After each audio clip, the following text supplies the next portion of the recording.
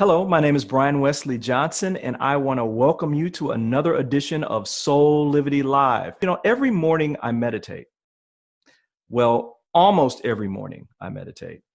It's a way for me to begin my day with a moment of peace and serenity. It's a time for me to connect. When I do this, I feel that my days are a lot easier. It's like a good dancer, it's like graceful. And I feel less inclined to react to life. I kind of just move through the day. I mean, there's always exceptions to the rule, but this is the typical case for me. I mean, really, this is the case. However, when I don't follow this practice, I basically kind of rationalize that I don't have time. My day reflects this attitude all day. It feels as though I'm just bouncing from one event to another, stressing myself out at the same time with a rush of emotions to boot. It's not fun.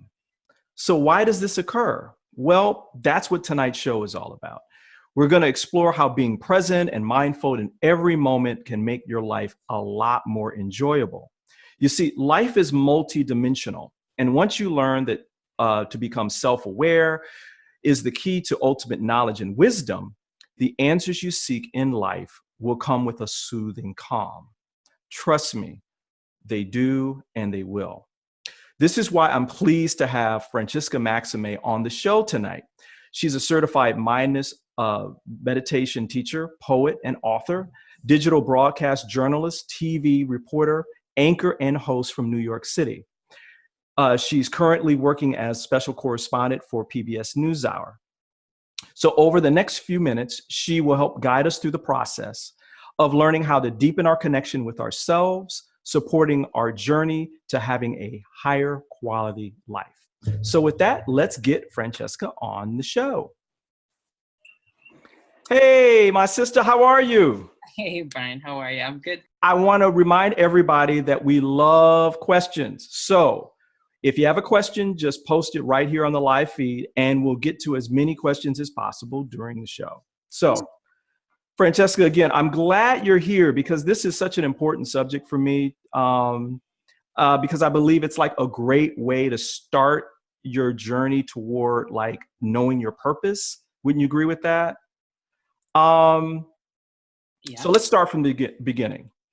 What exactly is mindfulness? Okay. Mindfulness. I also just want to clarify, I worked with PBS NewsHour, but I'm not working with them at the moment. Okay. So I just want to clarify that. The basic general description of mindfulness that's pretty commonly used is a present moment-to-moment, non-judgmental attention that's being paid to whatever it is that's actually happening in your direct experience. And so you're really, it's a process of noticing without sort of criticizing or pushing away or pulling toward. It's just sort of no grabbing, no fighting, and actually paying attention to whatever it is that comes up as it comes up in the now. Wow. Well, why is this important for us to know? Why is it important for us to be mindful? Because we spend so much of our time being mindless. All right. Okay. I think so many people are on autopilot, and there's certain parts of our memory. There's explicit memory, implicit memory, and there's procedural memory, and certain things that you know how to do, like driving a car and that kind of thing. It becomes so much a part of your habit that you can do it and also talk to your friend sitting next to you in the car. Right.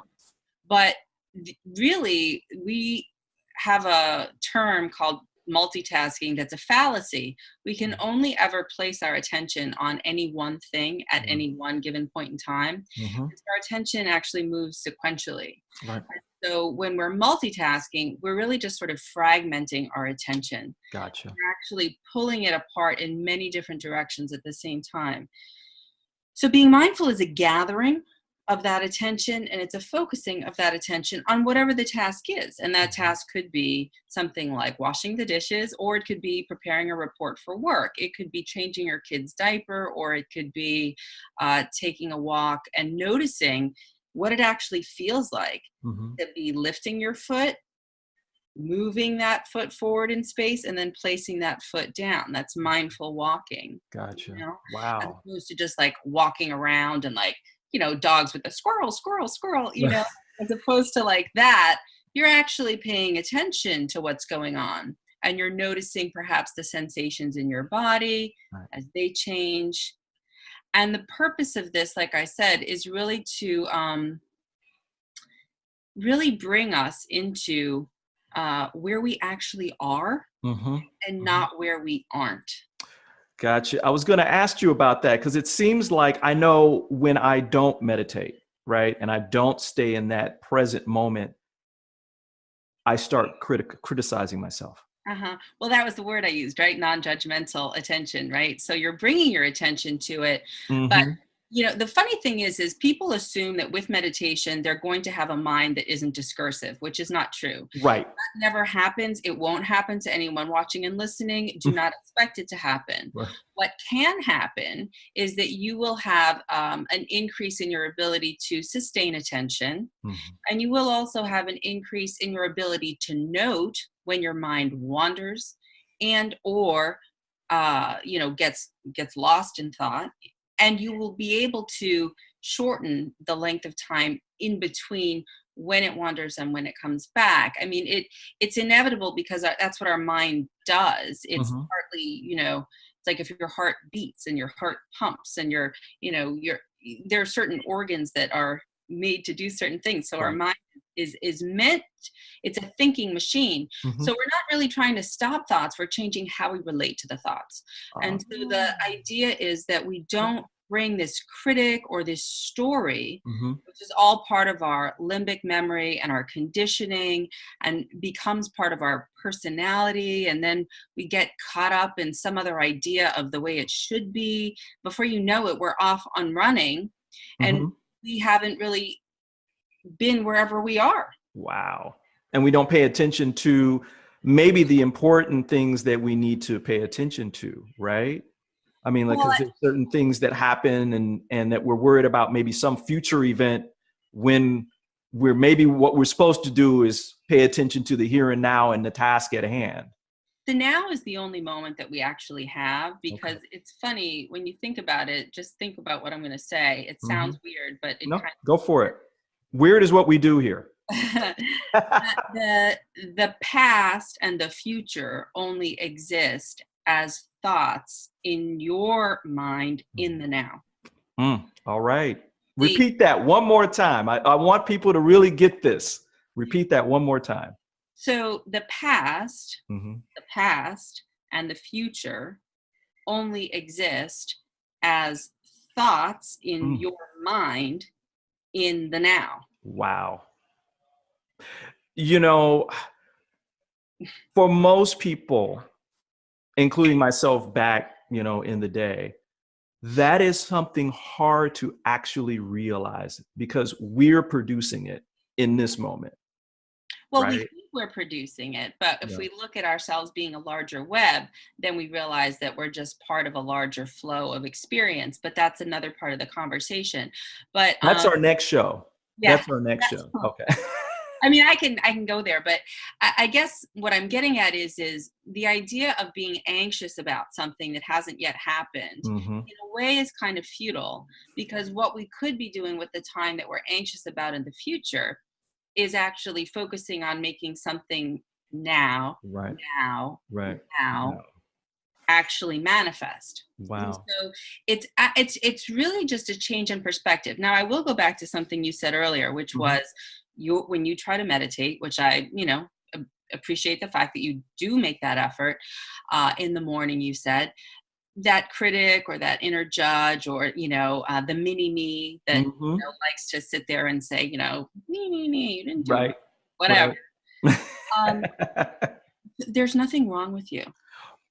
Right. And so the bottom line that I'm people glad you said that. need to understand, I think, is that inborn in everyone, inborn in all of us, is that quality of really basic presence and awareness Mm-hmm. that is in fact spacious and allowing, Mm. that doesn't have a story about anything, and makes space and room for all the things that come up. Beautiful. It doesn't have an opinion about what's good or bad. Mm-hmm. It creates a really like a warm bath, if you will, of welcoming and acceptance. Now, the difference is that we do get conditioned in life through Mm-hmm. our experiences, our family, our socialization, perhaps our religion, Mm-hmm. perhaps our relationships.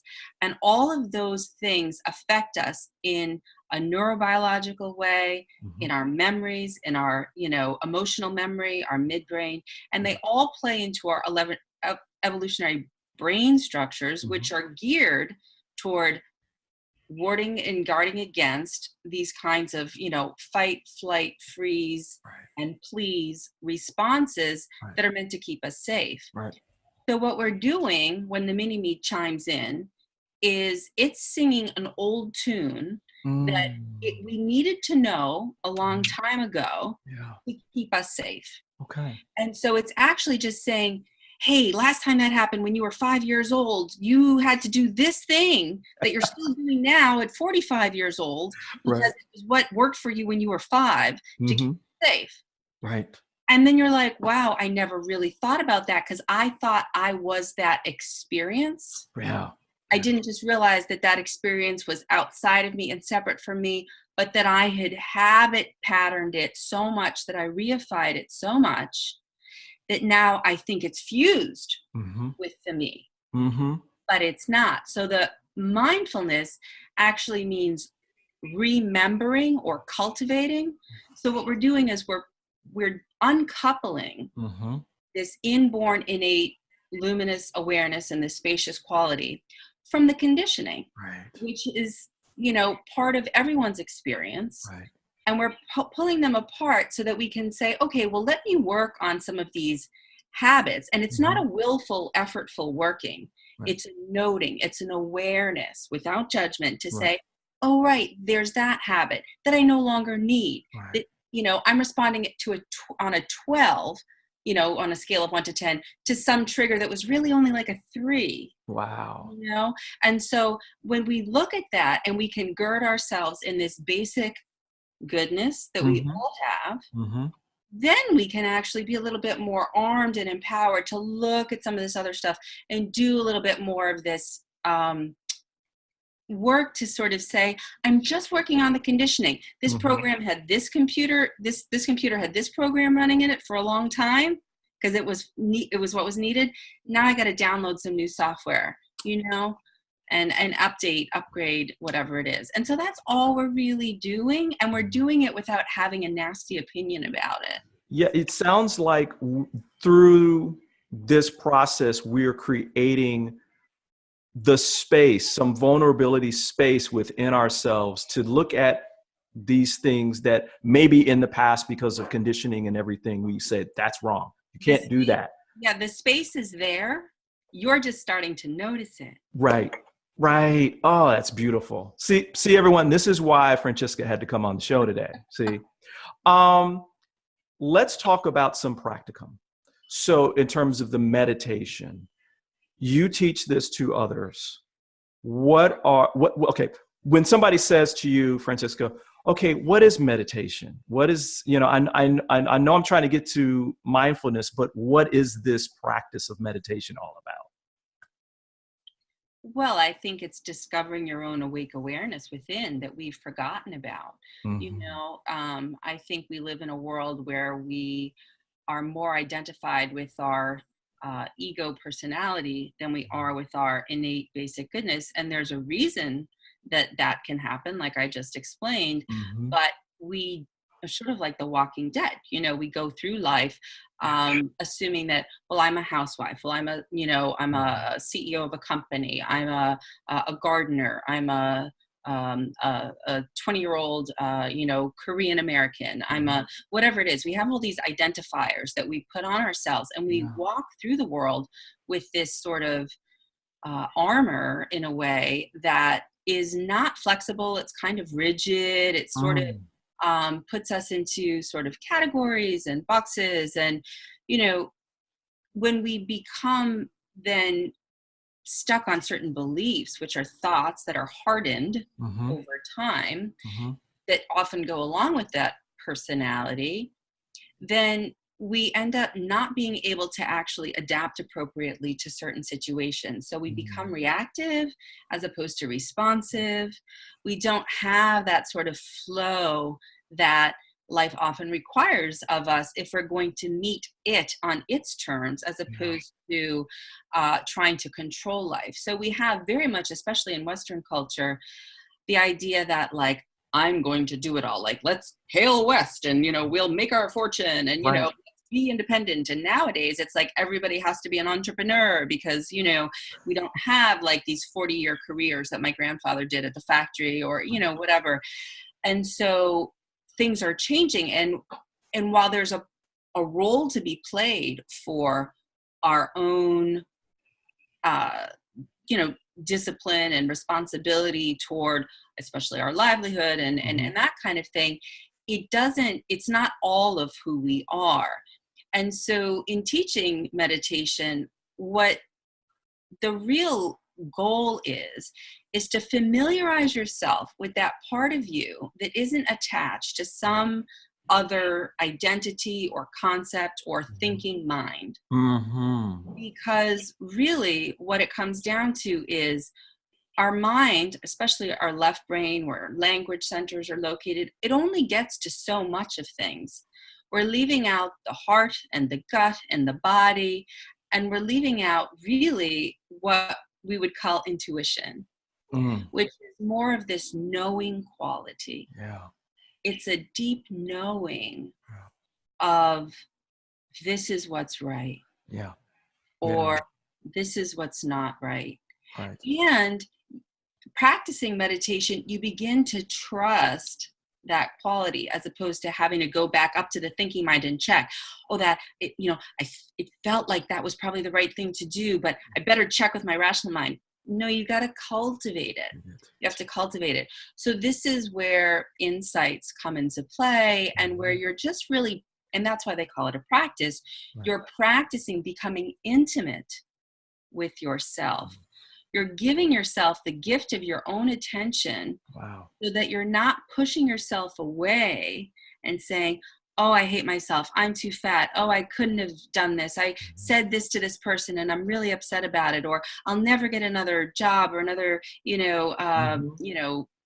pet like the one that just died because I did the wrong thing when I took it to the vet and it, didn't. No, I mean, people, real stories, whatever they are, and so the real quality, a lot of people will come to meditation to say, I want to be calm. I want to have and that's fine. And concentration practices will give you some of that, but they don't give you necessarily the deeper fallback into your own essence. Right. I love what you said, the gift of our own attention. This is a gift that we're giving to ourselves, right? I mean, that's what it's all about. It's about us becoming more self-aware, us having a deeper relationship with ourselves that can build confidence and self-esteem, have us more clear about what our wants and needs are, probably of two. Tell me, I mean, you've been successful by a lot of measures in your career as a journalist and broadcaster. Tell me a little bit about what brought you to teaching others this practice. I mean, this is important work, and I have to honor you for that. But I want to kind of know what's your journey to this? Sure. Well, I mean, everybody has a dark night of the soul. I think I had several, but I guess, it goes back to what you said earlier about the critic, and you just said it's the gift you give yourself. Well, if you try to give yourself that gift, but your mind is a barbed wire, you know, you hate yourself. Ooh, okay. All right. Then you're like, I don't want this gift. I'm going to return it. And I'm going back to this ego personality thing where I'm identified with this rigid idea of who I am. Mm-hmm. Right. Mm-hmm. And so who I was for a long time was TV news anchor lady. And to a certain degree, I'm still that because Mm-hmm. it's what I've done. But Mm-hmm. at the same time, it's not the definition of my totality. Wow. But I had, several large traumatic events happen in my life while I was still doing, regular TV news anchoring for ABC stations and, different network affiliates. And, I mean, very human breakup, loss of, a community, loss of a home, loss of friends, loss of a family, then a legal issue that came up that, threw me for a loop. Wow. Some health stuff that came up that threw me for a loop. Yeah. And so there was just a lot of loss, a lot of grief. Mm-hmm. And for people who aren't familiar with the way trauma works, and PTSD especially, and I'm not talking about war veterans, although that is one kind of, the population that very legitimately has PTSD. Developmental trauma is, sort of childhood needs that aren't being met, even ones that aren't as obvious, if you will, as something as overt as physical abuse or that kind of a thing. Mm-hmm. That will set you up if you have traumatic events later in life. Right. That will set you up more for a PTSD response that's elongated. Wow. So if people have had a relatively happy and okay childhood, Mm-hmm. bad things can happen to them, but they tend to bounce back a little bit more quickly. Right. Right. When I had this succession of traumatic events happen, because I had some issues in my childhood, I was not bouncing back. Oh, wow. I was not. I was resilient enough to sort of keep marching forward. Right. But internally, it just kept on, Right. Right. Especially since it was probably one thing and then another thing and then another thing. Right. Yeah. And Wow. these were serious. And I've written about them in my books. And, Okay. you can go to the website that I shared with you that we can talk about at the end that has a little bit more on that part of the Absolutely. story. And so there was a certain point at which I was like, this is not working. Like life as I know it, I'm not doing it right. I don't know what to do. I don't know who to turn to. I'm not able to figure this out. And my mother, of all people, introduced me to someone who she had met at a retreat who did this thing called somatic experiencing, which is something that actually I'm training in now, Okay.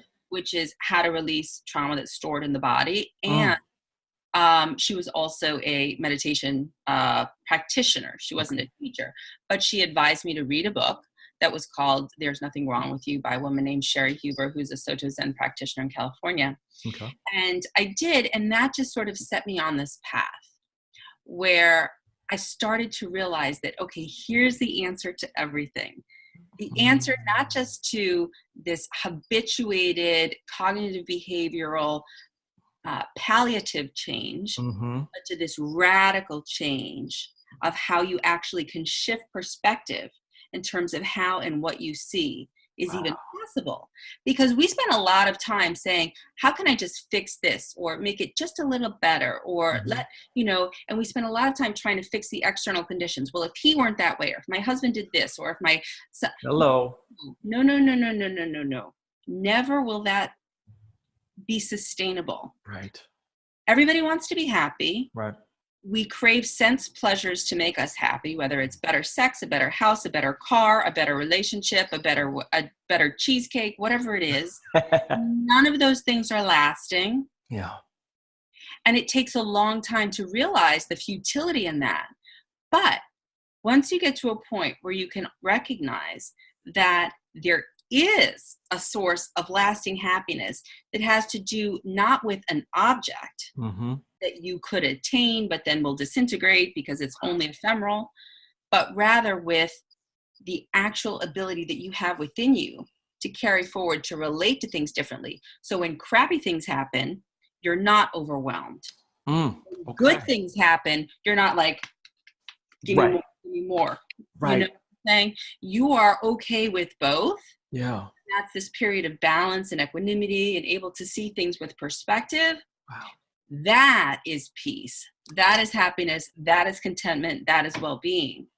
All right. And it is accessible, but people do need to kind of know that there's another way, and then be willing to kind of take a little bit of a leap of faith to kind of give it a whirl. You know? You got me over here like, let the church say amen. All right now. You ready for a question? Okay. This is from Lim. Hi, Lim. How you doing? Welcome to the show. Thank you for watching.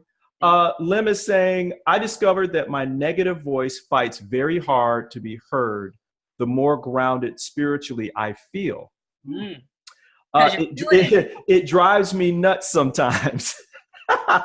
Do you think the solution is a matter of staying centered, not taking seriously the negative thoughts? No, take them very seriously and honor them, bow to them and say, thank you, make space for them. Say, you too are welcome here. You too. I like the dragon and the kitten, you know. Okay. I don't just need to have the, cute puppy dog around. You are the, Tyrannosaurus Rex. That's fine. You can sit down too. Wow. It's because we don't have to take them so seriously, because they're only our thoughts. Thoughts are often real, but not true. I'll say that again. All right. Thoughts are often real, but not true.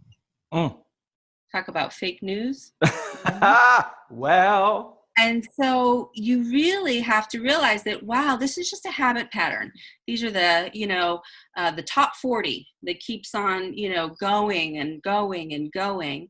And the reason why, Lim, I think, this is happening is because you are getting closer to honoring your inner place. You said you're doing this work, and what the ego does with these habits is they rise up and they fight and they cling. This is just what happens. It's like in detox. My mom's an emergency room physician. For alcoholics that come into the emergency room, they'll have like the DTs sometimes, where they're shaking and they're physically ill. They could possibly die if the right titration of how much and how little alcohol is in their system isn't present. So that needs to be monitored. Well, you're monitoring the fact that like your ego is just saying, no, I still think that I'm the only one that's important, and right. And that's when you just say, you have served me well. Thank you for keeping me safe. Thank you for being there for me when I was 5 or 10 or 12, and I needed to learn how to come within and retract, or I needed to pretend like everything was okay, or whatever version of it that you had to do that now kind of isn't working so much anymore. Just when you go directly toward it and you make space for it to also be loved and accepted, and you allow for it to be there and just rest in it. And tears may come. Comfortable bodily sensations, like it's all very important. This is that process, right? It's just part of the process. It's called in some traditions a purification process. I'm not a huge fan of that word, but it is partly, I call it the decalcification process.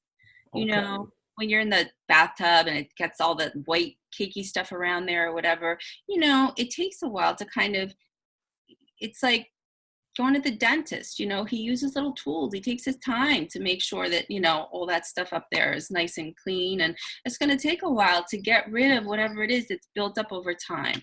So don't feel bad about that. Wow. If you noticed it, really honoring that you're paying attention to the fact that you're doing all this amazing work, and know that the more work that you're doing, it will be noisy like that. And then there'll be a time when it'll get a little exhausted and I'll just say, okay, I give up. Or, yeah, okay, I'll have a cup of tea then. Fine, if that's what we're doing. It won't sit there and say, oh, I want to harass you anymore, because it'll just get exhausted. Right. All right, so you listening, Lim? He says, copy that. Thank you. Okay. All right. How about a question from Diane? Hi, Diane. She says, how do you find balance in an unbalanced world? That's a very, yeah. I think we all can relate to that, even us that been practicing this for a while. I mean, things can get a little. There's a story, Diane, of these pirates that are all on the boat and they're rocking the boat and the people are, oh my God, the pirate, and they're getting all agitated. And then there's the person on the boat who isn't a pirate, and he's one of the people who's being victimized, but he's the calm person on the boat. And that calm person on the boat is the one that can engage the pirates in a way that nobody gets thrown overboard, nobody gets jostled around, and everybody can still address the situation in a way that is workable. So when the world seems like it's on fire, which it especially does in many ways now, again, what we're trying to do is recognize how we can learn to cultivate our own sense of grounding and centeredness so that we relate to things in a way that doesn't add more fire to it. So when we become the hose and not the gasoline, then that adds to the goodness and the soothing and the cooling that is out there in the world. When we allow ourselves to be in a state of, I want to get back at this person, or, whatever that kind of stuff is, that can only be dangerous. Now, the energy behind anger and frustration is terrific. Use it. Yeah. Absolutely. That is fierce power. Yeah. Wonderful to bring into yourself, and then generate and put out towards something that you love. Okay. Not hate, but love. Right. So you're about transmuting the energy, converting it. In a way, you saw Black Panther. The emotional state, instead of acting out of, I'm gonna get you. Taking a step back, feeling that energy, and moving into that loving. I love that loving space. Well, that's the only answer there is. I mean, Dr. Martin Luther King Jr. talked about it. A lot of the sages over the years have talked about it. Hate does not cease by haste alone, but by love alone are we healed. And so when there is chaos out there, we also have to, and this is something I found with a lot of my friends who are activists and want to do stuff, we have to not feel like we have to be angry, even though there are things out there that aren't right. Right. So we work for justice, and we do our practice so that we're centered enough. So when they come knocking on our door, or when we see something that's so egregious, we need to respond, we can do it from a place that is balanced and centered, like that person on the boat with the pirates. Because we don't want to be when it's already right. Because one of the things that we have to realize is we will never be able to control all of the things that happen externally, but we can control how we respond. But that's a practice if we have to learn how to go from reactive to responsive. And that's why noticing body sensations as they arise, which are the pre-verbal, precognitive parts, noticing when you get tight in the chest, noticing when your tummy gets all kind of constricted, noticing when you're kind of slumped over, start to pay attention, be mindful of your own presence and your own bodily sensations so that you can take a little step back and then realize it only takes 90 seconds for an emotion to rise and fall. So you could want to send that email, or want to punch the guy in the face, or want to do whatever it is that you want to do, right? Or most likely those nasty words. Those things will rise and fall in 90 seconds. And if we give ourselves just a little space by noticing the sensations that are happening in us first, take a breath, drop back a little bit, hold on, take another breath, notice the sensations, because everything is shifting. Everything is impermanent. Nothing lasts forever. Everything changes.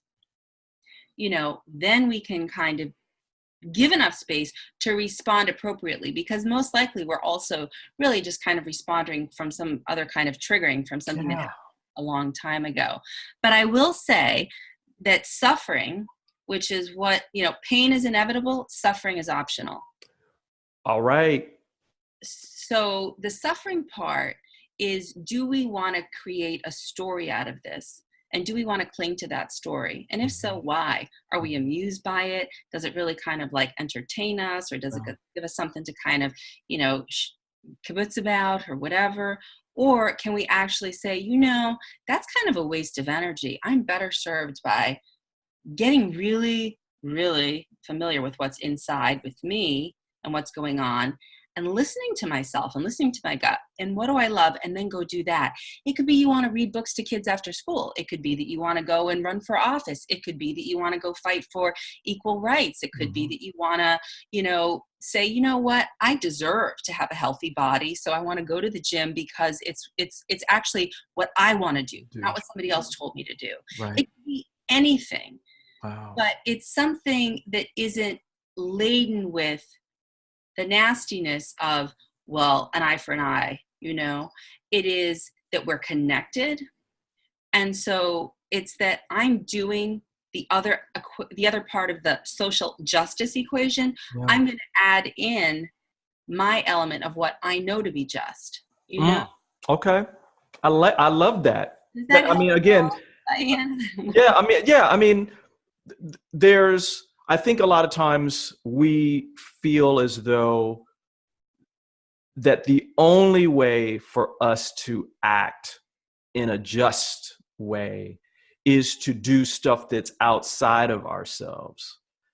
We need to do that for ourselves. We need to do the things that make us feel also appreciated, wanted, loved, nurtured, all those things. So the combination of the two, because you mentioned going to the gym or eating, or maybe eating differently to make my body feel better. That combination of things can create a wonderful experience for all of us, right? Or putting our energies out there to help others. Yeah. In addition, yes. Absolutely. Absolutely. This is an all with inclusion kind of thing. Francesca, tell us more about how we can learn about all of this from what you're doing now. Where can we find some information on you and the things that you're doing? A website that I have now, it's called getsilhouette.com/stories/Francesca-Maxime. And that has a fair amount of stuff on it about me. We'll make sure we put it on the website, and so that everybody can get to it. But tell us more about what the content is and all the things that they can do. What are the offerings? Basically, if anybody wants to book me for personal mindfulness coaching and sessions, creating space consulting, my button is on there. It just says book me or book Francesca.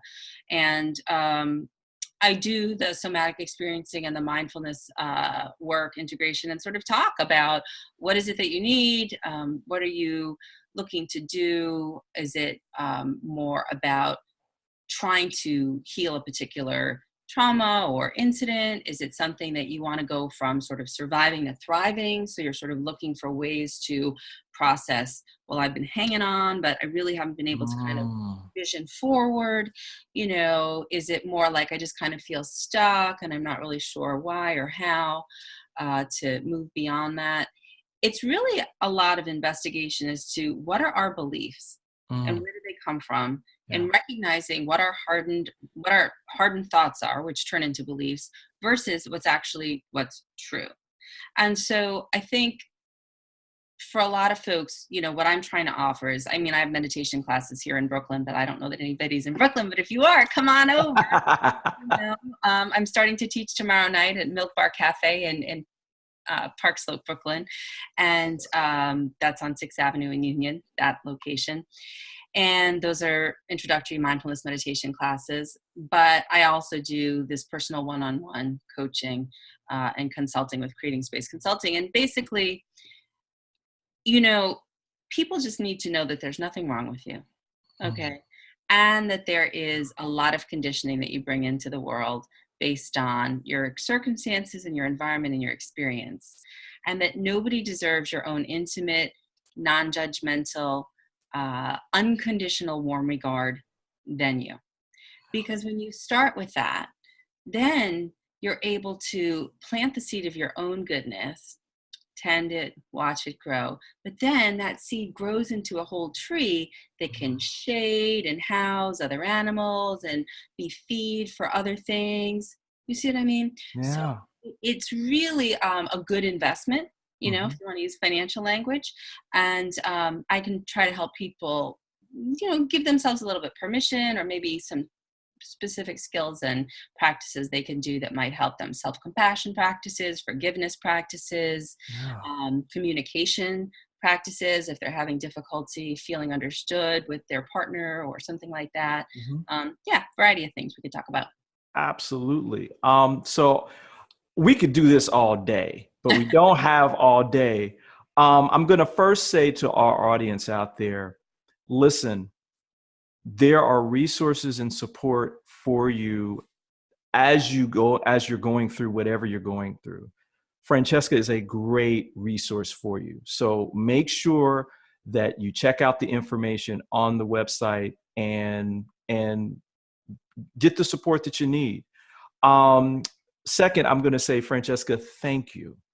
Again, I love this subject. I love what we're talking about because for me, it's the basis, it's the foundation for everything else that comes after it, right? You have to learn how to be aware and mindful in this moment of what's going on with you with non-judgment. That's the target. That's the target in terms of where everything begins. So thank you for sharing. Would you come back and share again with us? I'm happy to. I know we got to wrap up, and I guess I just want to say, it could be that somebody's walking down the street and they have on a maroon sweater, and it reminds you, and you don't realize this, that the person who last really offended you was wearing a maroon sweater, and then you're in a bad mood. So that's being mindful of thoughts and not getting lost in the thoughts. Yeah. So it's very subtle, but these practices can really help. And I also wanted to mention that you can find me on Twitter at Francesca Maxime or Instagram at Francesca Maxime. Follow her. I'm just saying you can't. I'm there. So anyway, it's my pleasure. I'm happy to come back, and anybody who wants to come and find me, please do. And really just looking to have everybody know that well-being is possible from the inside out. We can't really control what's out there. We can relate to it differently, and we can try to cultivate a better sense of well-being for ourselves and others in community and in connection, because we need each other. Yeah. We're mammals, we're interdependent. We are not silos. And I think people forget that, especially we feel like we need to be these independent soldiers, and we don't have to be. We're integrated, we're waves, and we're back and forth all the time. Wow. Again, let the church say amen. Thank you, Francesca. Seriously. Again, this is so important. So I'm going to just let that lie and let people let that soak in. So I'm going to remind everybody that we've got great shows coming up. Stay tuned. Until then, this is Brian Wesley Johnson saying thank you for joining us tonight. And I'm wishing all of you a very happy, peaceful, and joyous life. Good night. Good night.